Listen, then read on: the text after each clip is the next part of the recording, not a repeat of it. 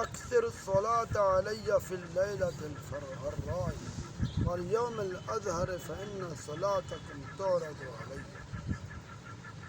حضور نبی کریم صلی اللہ علیہ وسلم نے ارشاد فرمائے جمعہ دی چمکتی دمکتی رات اور جمعہ دے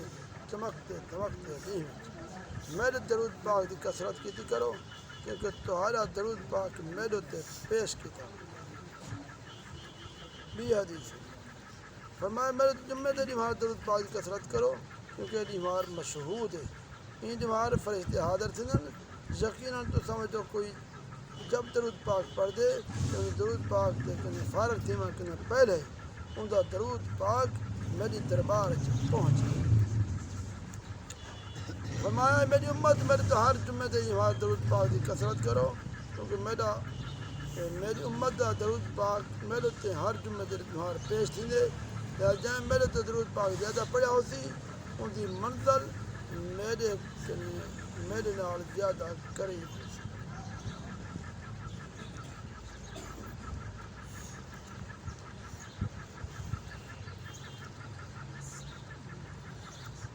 بسم اللہ الرحمن الرحیم ہے یحییٰ کرمانی فرمے دے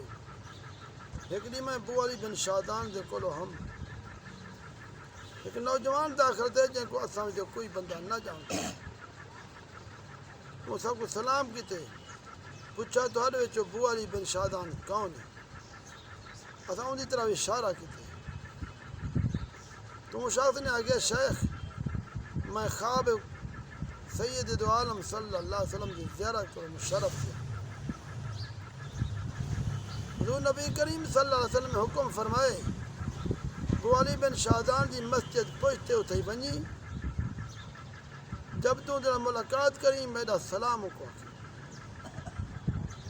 یہ آگتے ہیں نوجوان چلا گئے۔ حضرت ابو علی یہ آنکھیں کہ ہنجو جا رہی تھی کہ فرمایا نے میرا تو کوئی عمل میں کو نظر نہیں آتا جندرا میں کرم تے عنایت دا مستحق تھیا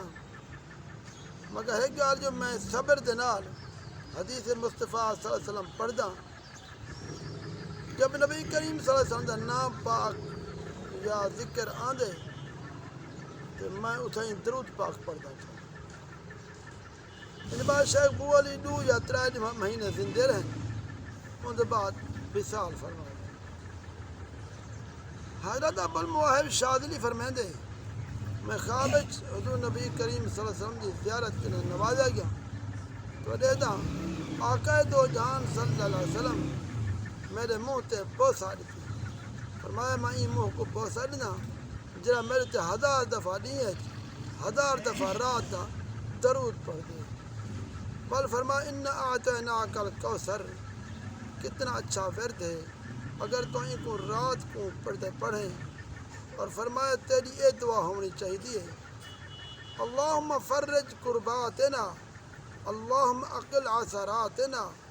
اللہم مغفر ذلاتنا اور درود پاک میں پڑھا کے تکر وسلام علی المرسلین والحمدللہ رب العالمین۔ دعا مانگو اللہ کے ساکو زیادہ کو زیادہ درود پاک پہنچی توفیق عطا۔ آمین آمین آمین۔